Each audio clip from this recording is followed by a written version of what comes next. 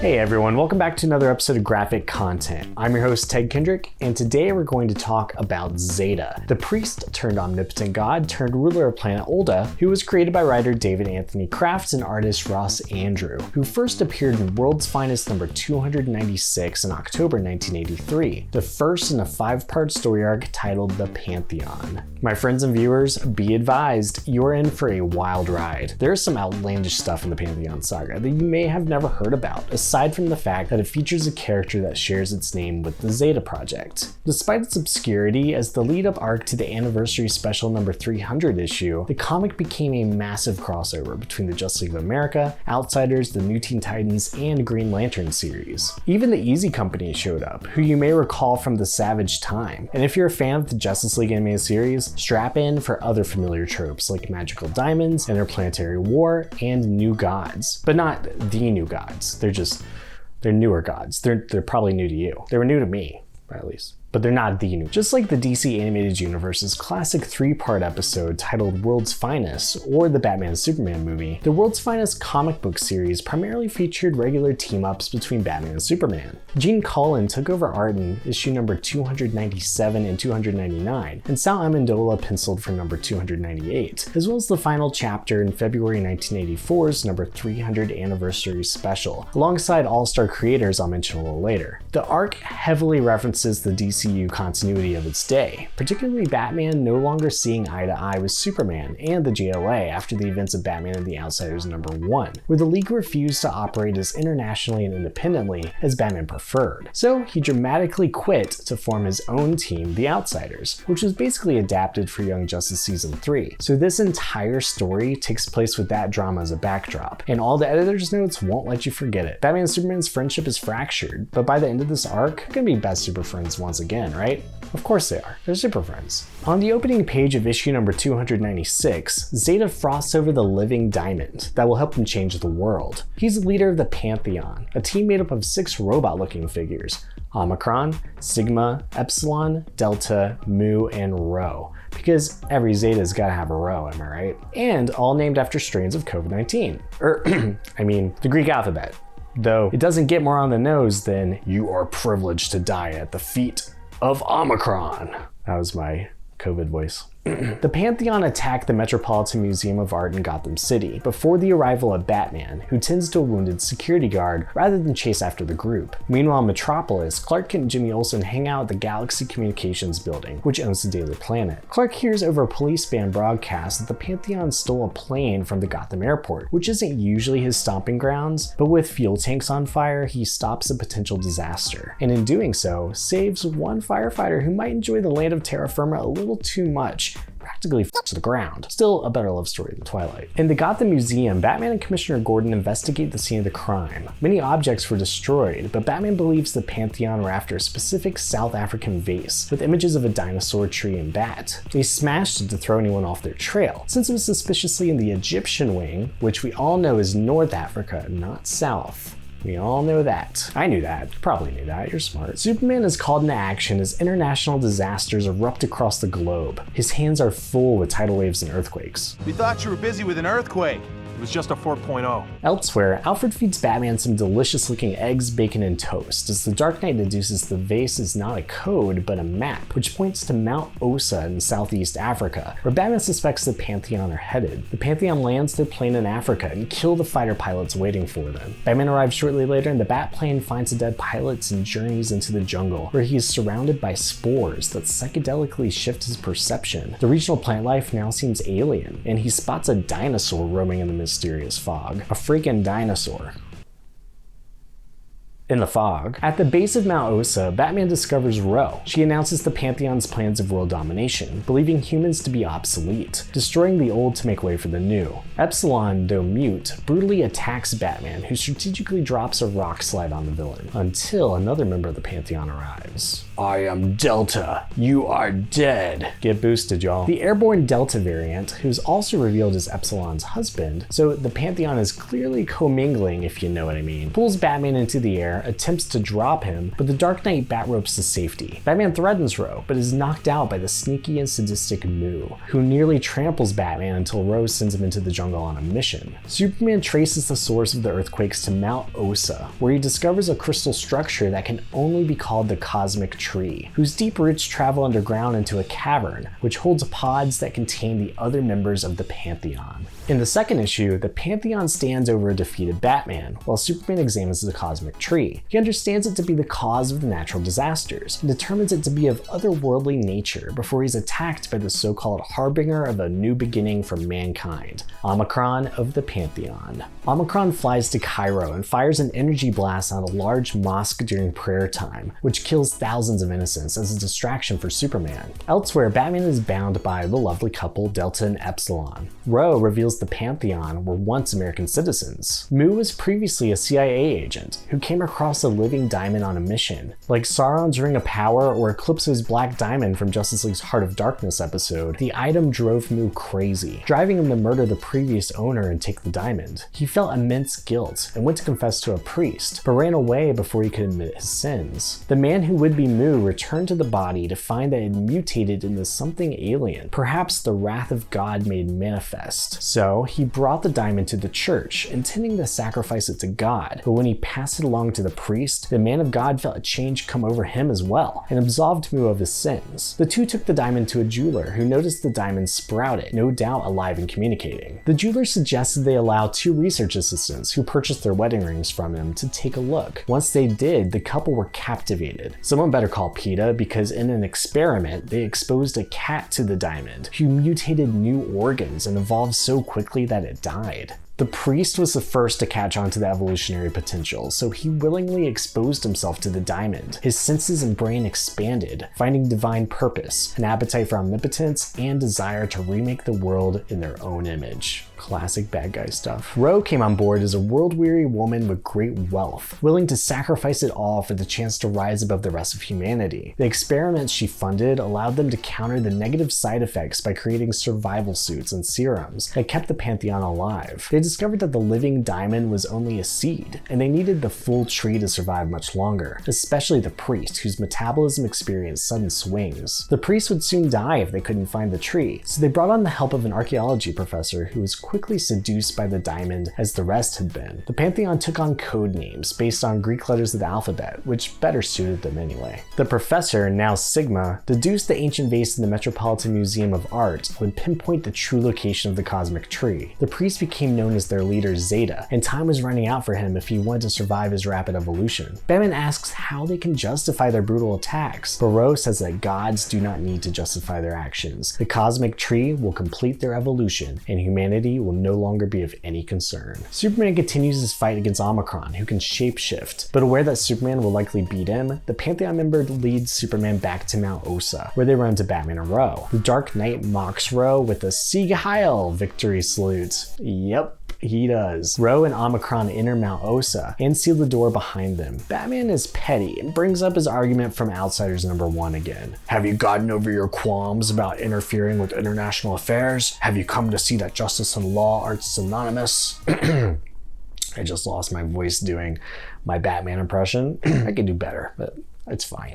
The world's finest discuss warning the Justice League, which Batman agrees to do, while Superman burrows into the mountain to pursue the Pantheon, who were waiting for him. They bind Superman with the roots of the Cosmic Tree as the tree combines with Superman to give form to its most powerful creation, Zeta's rebirth. Part 3 of the Pantheon saga picks up as the Cosmic Tree feeds on Superman's DNA and uses its cellular pattern as it rebirths Zeta, now bigger Zeta, and more powerful than ever. He promises to share the new powers with the rest of the Pantheon, but first asks him to locate and bring him a new Adam and Eve so he can reshape humanity after they wipe it clean first. Zeta explains he was once in awe of Superman's powers, but now he has surpassed the helpless Man of Steel, though Superman vows to find the chink in Zeta's armor. While Batman attempts to escape Mount Osa and call the Justice League, the Cosmic Tree creates a time storm that sends Batman into a prehistoric past. He fights a dinosaur and saves a group of cave people from its wrath. To show their gratitude, the cave people paint the bat symbol on a vase, the same in part 1 that helped Batman find Mount Osa in the first place. Back in the present, mercenaries hired by the government approach the village attacked by the Pantheon to find the perpetrators, believed to be rebel insurgents. A villager attempts to point them towards Mount Osa and the Pantheon, but the mercenaries don't believe him. The villager also calls everyone Bawana, the same as sometimes Justice Leaguer the Bawana Beast, which is actually a Swahili word, translated as either master or guardian, but the term was used a lot in old movies about the African jungle that basically came to mean white guy in charge, which is a pretty big oof, and makes the entire villager character kinda uncomfortable. Anyway, Omicron arrives out of nowhere, transforms into a monstrous red demon, and kills all the mercenaries, and nearly the villager, until Batman swings in for the rescue, until everyone's favorite couple, Delta and Epsilon, arrive, capture Batman and the villager as 2 options for new Adams, and return to Zeta, who is already deciding between 2 Eves. One is the villager's wife, the other his daughter. That's gonna be pretty awkward. Zeta casually blasts the mother, which horrifies Superman, as well as Batman and the villager, who arrive just in time to see the demon Zeta murder his wife. Zeta blasts the villager away as Superman attempts an attack,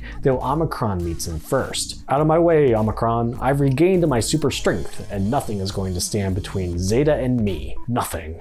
That was my Superman impression. It's kind of a Super Friends take, 1983. Batman and the villager's daughter are selected as the new Adam and Eve. The 2 are trapped within a stasis bubble, which allows Batman to survey the battle between Superman and the Pantheon, and better understand the villain's abilities. Batman deduces Zeta must be siphoning strength from his underlings, who are also shielding Zeta. If Zeta falls, they all fall. Ro constricts the bubble around Batman, but he doesn't believe they would kill their new Adam. Zeta dismisses his Pantheon, claiming no need of a shield against Superman, who as an alien is free to leave Earth and find some other world that would worship him. But Superman refuses to give up on humanity like Zeta and the Pantheon. Zeta summons his full powers to blast Superman, which destroys the landscape for miles and knocks out the rest of the Pantheon. Superman himself is fine and asks Zeta if he will only use his powers to destroy and remake everything in his image. Petty motives prove a purpose to be empty, no matter how great. Zeta actually listens to Superman's speech and agrees he could do more with his abilities. The fledgling god uses his powers to restore everything he destroyed, including the villager and his wife. Batman is released from his bubble. Zeta leaves to reconsider his place in the world, knowing that the Pantheon is part of something larger. He exits to a portal from the cosmic tree. While Batman and Superman are unsure what to do next in outer space, we catch up with ex-CIA agent Mu, determined to finish his super secret important mission. He snuck into Cape Canaveral and hid himself on a space launch towards the moon, which has now landed.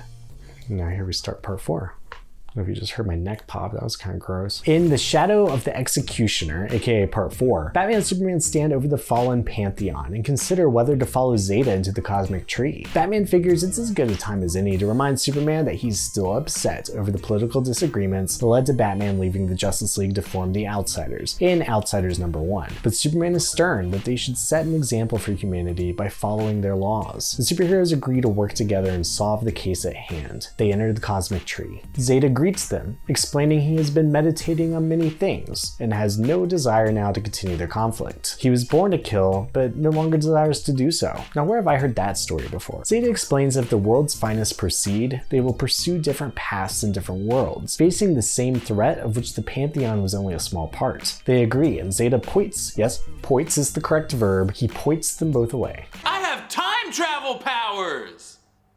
Superman lands on top of the cosmic tree, but now on a faraway planet, where he is greeted by a group of green aliens in purple robes. The tree allows Batman to speak their language, and he learns that their world faces overpopulation and famine. The tree serves as a vessel for the aliens' colonization, a lifeboat for their race, and they've chosen Earth to be their new home. Wherever the seeds grow, like the cosmic tree on Mount Osa, the roots create portals between that tree and its home world. Some of the aliens prefer to aggressively conquer new colonies, but Batman fell into the crowd that morally opposes genocide, so that's convenient for him, considering he doesn't want to die. Genocide's bad. I think we all know that. Superman lands at the bottom of the cosmic tree with the alleged genocidal aliens, though the frog-like beings introduce themselves as the Sensitives, the past, the present, and the future, who see through time. Actually, they kind of remind me of Dragon Ball Z's Canastan race of aquatic-looking aliens who can see through time. And now that I think about it, Zeta kind of looks like Frieza. Kinda. maybe if you squint. We're both of the same opinion on this. The sensitives claim those at the top of the tree guard the portal temple, and thereby prevent the sensitives from colonizing new worlds. They will be doomed without another great migration. Superman confronts the guards at the tree base. One of them stabs Superman with a spear, which actually hurts him as the planet must be under a red sun. The sensitive called the Present admits his miscalculations to himself, having created Zeta in the Pantheon to bring Superman to further his goals. But the hero's death is no concern either. I mean, Superman's died before, right? Well, maybe not in 1983. He'll die again though. Ground control calls to the spacecraft hijacked by Mu, which we learned was piloted by Major David Bowie. Quite the space oddity if you ask me. You've really made the grade. Meanwhile, Mu burrows himself into the moon's core as a living time bomb. On the faraway planet, Batman and Superman agree to help both groups of aliens achieve their goals. Each side admits they haven't spoken to each other in years, because every emissary they send is killed, and they kill any that they find in revenge. Batman suggests they need a scout, and elsewhere at the base of the tree, Superman agrees to fill that role for the lower living aliens. Superman enters the cosmic tree where he is confronted by the Present, who reveals himself as the villain responsible for the Pantheon by using telepathy through the tree and its spore, the living diamond. The Present and the cosmic tree's life forces are tied together, and unless the Present can find a new world, neither will survive. Superman exits the tree, deciding to climb the exterior instead, astonishing the aliens in an attempt to avoid violence on the other end of the portal. Weakened by the red sun, he falls from the tree, but a quick bat rope swing and save from Batman brings him safely to a tree limb, where they trade notes about each alien faction. Neither side seemed to want their civil war, knew about the President's grand schemes, or the fact that the cosmic tree itself was dying. Superman contemplates how the aggressive hawks and pacifistic doves of this planet both want to eliminate their problems, not the end of all things. Batman interjects, connecting what Zeta meant by the two of them pursuing different paths but facing the same threat. The aliens could use the cosmic tree to cause an environmental cataclysm that wipes humanity from Earth, allowing aliens to pour into their new world without any moral qualms over the genocide. And genocide, we all know, is bad. Just as a reminder, the Present has sent Mu to explode deep within the moon and destroy humanity if all their efforts failed. Superman and Batman are found by the aliens when they reach the top of the tree, who accuse Superman of being a traitor. Batman proves his loyalty by offering to execute Superman in public with an axe, but he pushes Superman into the cosmic tree to escape. Superman passes Zeta, still silently meditating in the void, before the Man of Steel arrives back on Earth. He regains his powers, flies to the moon, and stops Mu from exploding at the final moment. Superman returns to the cosmic tree in Africa to find the portal within is sealed, meaning Batman remains trapped on the alien planet with no way home. Then finally, the big anniversary extravaganza issue number 300, which culminates in a huge team-up story between the JLA, Outsiders, and even a special cameo appearance from the new Teen Titans, whose pages were created by Marv Wolfman and George Perez. I think that's pretty cool. David Anthony Kraft is joined by Outsiders writer Mike W. Barr for writing duties, alongside with artists Ross Andrew, Mark Texeria, and Sal Amendola to handle the extra-sized issue. Superman holds an emergency meeting with the Justice League to fill them in on the adventure so far. We've just spent the last several minutes talking about it, but it is certainly a lot. So here's the brief recap.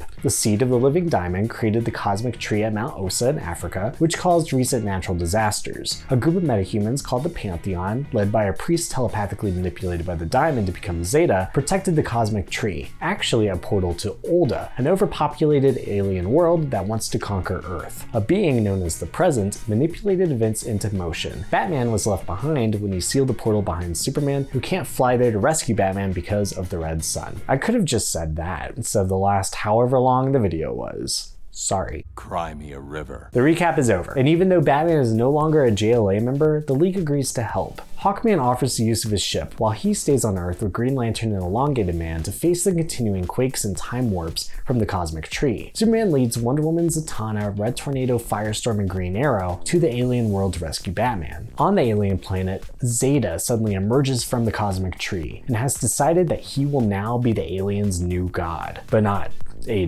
new god, you know.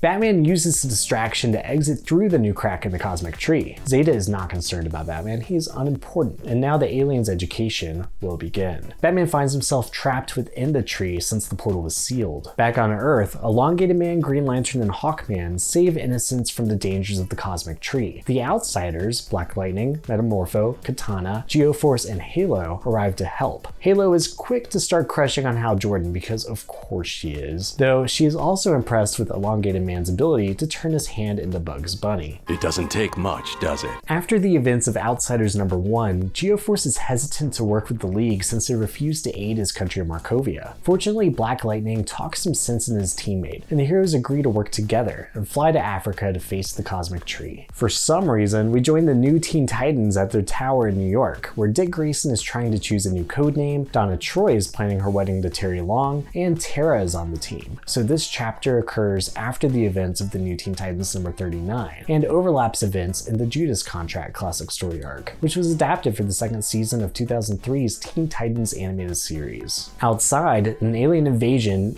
a different alien invasion, rocks the city. Starfire recognizes the ships as Gordanians from the Citadel, who attacked her homeworld of Tamaran many times. The Titans engage the aliens, which almost kill Raven had her soul self not protected her. So far, this chapter has nothing to do with the Cosmic Tree timequakes or any relation to Zeta. Was this just a smart in-story ad for the Titans book? Probably. The GLA arrive on planet Olda. Superman leads them to the temple where he hopes to find and rescue Batman. The League brushes past the temple guards to find Zeta on a throne. Superman's words inspired him to do more with his powers and become the god of 2 planets. Green Arrow loses his cool, shoots an arrow at Zeta, but the would-be god turns the arrow back on the Archer. This prompts Firestorm and Red Tornado to launch an energy blast and whirlwind at Zeta, but he teleports the heroes into the skies, takes the power of the whirlwind, and hurls it onto an alien city where the heroes use their powers to float safely to the ground. Last we saw Batman, he was stuck in the Cosmic Tree looking for Superman, and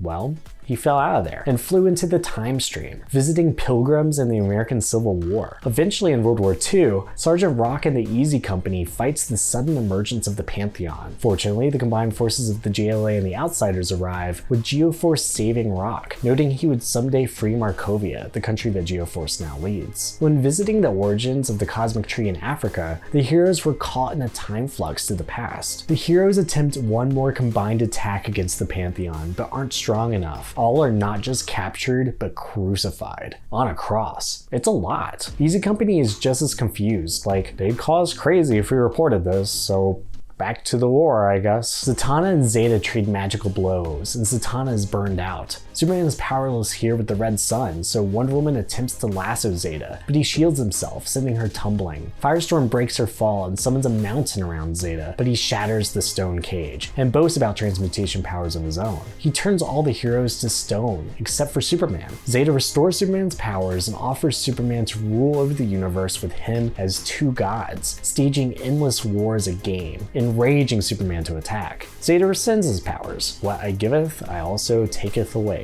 Superman falls to the ground with hope that Batman is still alive and Zeta can be redeemed. Still thinking the best of people even when they attack you. That's Superman for you. Batman finally lands in time to Smallville in the past. He hears a gunshot and swings to the rescue of an elderly couple, revealed to be Jonathan and Martha Kent. As Batman disappears, Superboy arrives to express gratitude to the mystery rescuer. That's Clark Kent Superboy. Back in pre-crisis, he wore the costume a lot earlier. Yeah. Batman arrives in the present, right after the Outsiders are captured, and rescues Halo until our favorite couple, Delta and Epsilon, find them and alert Zeta as they escape in Halo's stasis aura. Batman hopes she can guide them to the Cosmic Tree, where he can stop the time jumps. Superman attempts to reason with Zeta, urging him to use his powers for good rather than rule over everything as its angry god. Superman offers his own life to save the rest of the world. Batman arrives with Halo, exhausted from the trip. Batman reminds readers yet again that he quit the Justice League, with another editor note to Outsiders number 1, and points to Superman as an example, even without his powers, of a far superior being to Zeta in every way. As long as Zeta chooses death over life, he will never be better than Superman. Zeta has made a decision. In a quick change of heart, Zeta uses his powers to turn the Justice League back to normal again, and announces that the Cosmic Tree is a curse upon the planet Olda. He will uproot the tree, but it will cause natural disasters that will remake the world. He directs the Pantheon and heroes to evacuate and protect all forms of life, as Zeta creates a new paradise, full of lush forests, oceans, and beauty that he and the Pantheon will stay to protect as the world's saviors. The Teen Titans pop back up for another page, falling through a hole in the time storm to the year 5708 AD. They look up to see Green Lantern Hal Jordan fighting the Gordanians, with an editor's caption to see Green Lantern number 137, which I didn't read, so sue me, I guess. Not really, please don't sue me. The Titans are quickly transported back to the present, thinking maybe it was all a dream, and no, it wasn't a dream. But it was a pretty unnecessary cameo. Probably just happened because Marv Wolfman was writing Titans and Green Lantern, and he wanted to, smash his toys together. The JLA travel back to Earth on Hawkman's ship. Green Arrow is annoyed that Batman and Superman still grumble about their fight, and you guessed it, Outsiders #1. When they arrive in Africa, the rest of the JLA and Outsiders are there to greet them. They were teleported there after the Pantheon vanished. The cosmic tree has disappeared, removed as a gesture from Zeta, leaving behind only ashes. Wonder Woman pressures Batman and Superman to reconcile, which they finally do, clasping hands and acknowledge that they're stuck with each other. So, it's a happy ending. Super friends after all. That's the end of the Pantheon saga, with DC Comics' original Zeta. After the collapse of the multiverse and the reboot of DC continuity during the events of Crisis on Infinite Earths in 1986, who knows if this version of Zeta still exists in continuity? I find it hard to believe the JLA wouldn't check on Zeta and the Pantheon to make sure they actually became decent planetary leaders. It seemed way too short and convenient the way Zeta had a change of heart. But another Zeta one day met another Batman, beyond our time, which also considered matters of life and death. Very similar themes, but that's a whole other project. So until next time, I'm Infiltration Unit Jake! Thanks for watching another graphic content with Are you Jake? Sir, I am sorry. I cannot believe I let you talk me into that. That wasn't even the right Zeta. Are you that dense? And you nearly gave away our entire operation. Please, sir. I should destroy you right here and now.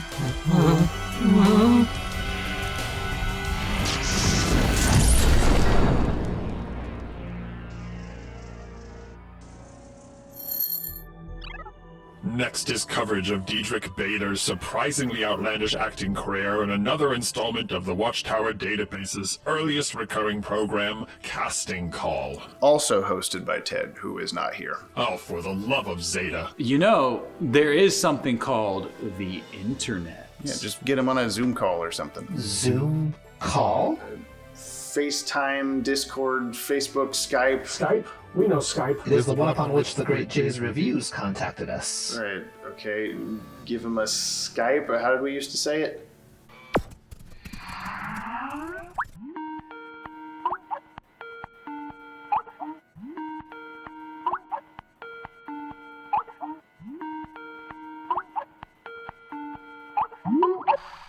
Hello?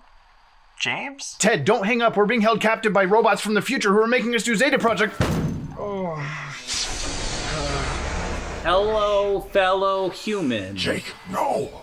I can do this. Is there something weird going on? I keep getting pings on my phone of new Watchtower Database videos coming out, and I'm not doing anything. You disappeared years ago. I put out an update video mourning your deaths. I cried over you. Did it get a lot of views? Tons. Oh, that's nice. The channel's really been thriving without you two. We're nearly to 100k subscribers, and I haven't had to split the revenue or Patreon money with anybody. I'm rolling in so much cash, I don't know what to do with it all. Ted, concentrate. You need to do a casting call on Diedrich Bader. Batman's voice actor? Why? Zeta's voice actor, Ted. Come on. Oh no, you're thinking of Gary Cole. Just do it, please. It would be fun. You're right. It would be.